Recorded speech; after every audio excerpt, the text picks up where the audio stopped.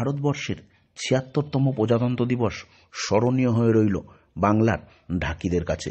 সাধারণত সমাজে অবহেলার সঙ্গেই চলতে হয় ঢাকিদের। পুজোর সময় তারা ডাক পান বটে, কিন্তু তাদের থাকা খাওয়া বা তাদের মজুরি দিতে প্রবল অনীহা দেখান এক শ্রেণীর মানুষ। আর সম্মান, শিল্পীর সম্মান তো ছিলই না, কিন্তু সব মুছে দিয়ে এবারে পদ্মশ্রী সম্মান পেলেন উত্তর ২৪ পরগনার মসলন্দপুরের বিধানপল্লীর বাসিন্দা গোকুল চন্দ্র দাস। এর আগে অবশ্য কলকাতার একটি কন্টেস্ট থেকে তাকে ঢাক সম্রাট উপাধি দেওয়া হয়েছিল। তার ঢাকের বাদ্যি শুনেছে সারা বিশ্ব। সেই গোকুল চন্দ্র দাস এবার পদ্মশ্রী সম্মান পায় আনন্দে উদ্বেলিত উত্তর ২৪ পরগনার ঢাকি সমাজ। এবং বাবা গোপাল দাসের পা পদ্মশ্রী সম্মানকে বাংলার সমস্ত ঢাকিদের উৎসর্গ করলেন ঢাকির বড় ছেলে গোপাল দাস। একই রকমভাবে জেলা পরিষদের কর্মাধ্যক্ষ অজিত সাহা জানালেন, এই পুরস্কারের পেছনে রয়েছে মুখ্যমন্ত্রী মমতা বন্দ্যোপাধ্যায়ের অনুপ্রেরণা। অজিতবাবু জানালেন, এই ঢাকিকে সম্বর্ধিত করা হবে রাজকীয়ভাবে। এতদিন পরে গোকুলদা যে কাজগুলো করে গেছে তার যোগ্য সম্মানও উনি পেলেন ভারত গভর্নমেন্টের থেকে আর কি। এটা আমার কাছে একটা মানে বিশাল খুশির ব্যাপার আর কি। উনি মহিলাদের নিয়ে প্রথমে একটা ঢাকিদের দল গড়েন, ওটাও মানে ভবিষ্যতে আমরা দেখতে পাবো। হ্যাঁ, আবার অন্যরকম ভাবে কিছু একটা অবশ্যই দেখতে পাবো। উনি বাড়ি ফিরলে পরে আপনাদের কি পরিকল্পনা আছে? আমাদের তো সেটা মনে মনে এখনো ভাবছি সব কি করা যায়।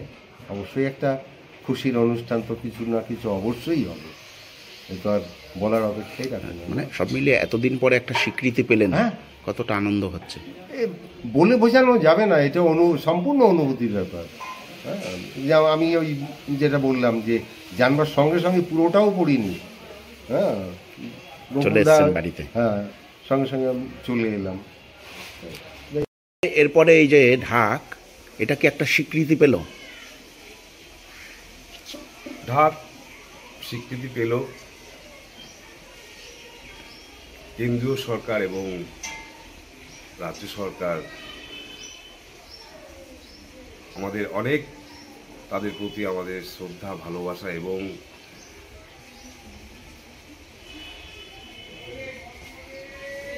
অনেক শ্রদ্ধা। মানে ঢাকটা একটা সময় তো আমাদের ঢাকের কোনো জায়গা ছিল না।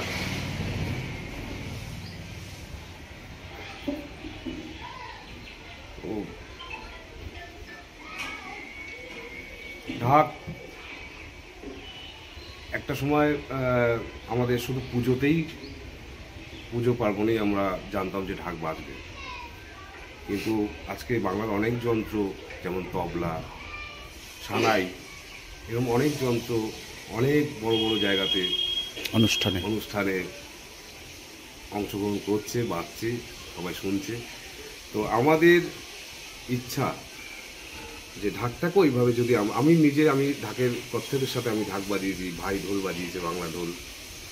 তো বাবা তো চেষ্টা করছেনই, বাবার মতো আমরা চেষ্টা করছি। এবং এই যে স্বীকৃতি পাওয়া, এটা শুধু আমাদের নয়, আমাদের বাংলার যত ঢাকি ঢুলি এবং বাংলার বাইরে যত ঢাকি ঢুলি আছেন সবার জন্য এটা আমাদের সত্যি খুব বড় পাওয়া। সুদিন ফিরবে আশা করছেন? সুদিন নিশ্চয়ই আশা করি ফিরবে।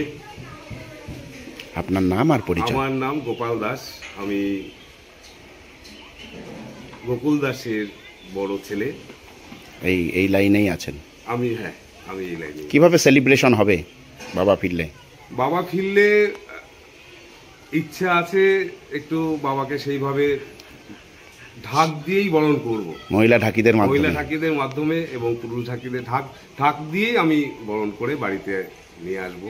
28 তারিখে বাবা ফিরবেন, এরকম ইচ্ছা আছে। দুর্গাপুজো এমন একটা জায়গায় পৌঁছেছে, ইউনেস্কোর স্বীকৃতি পাওয়া, এটাকে বিশ্ব হেরিটেজে গণ্য করা। সেই দুর্গাপুজোর মূল বাদ্য হচ্ছে ঢাক।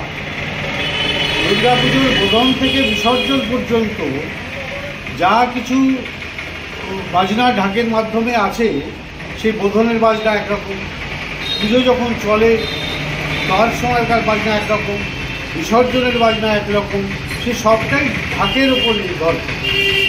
এবং আমি বলবো আমাদের মুখ্যমন্ত্রী সারা বাংলায় বিভিন্ন অনুষ্ঠানে যেভাবে ঢাকের ব্যবহার শুরু করেছে, সে মহিলা ঢাকি পুরুষ ঢাকি দিয়ে, তার মধ্যে অবশ্যই গোকুল অগ্রগণ্য।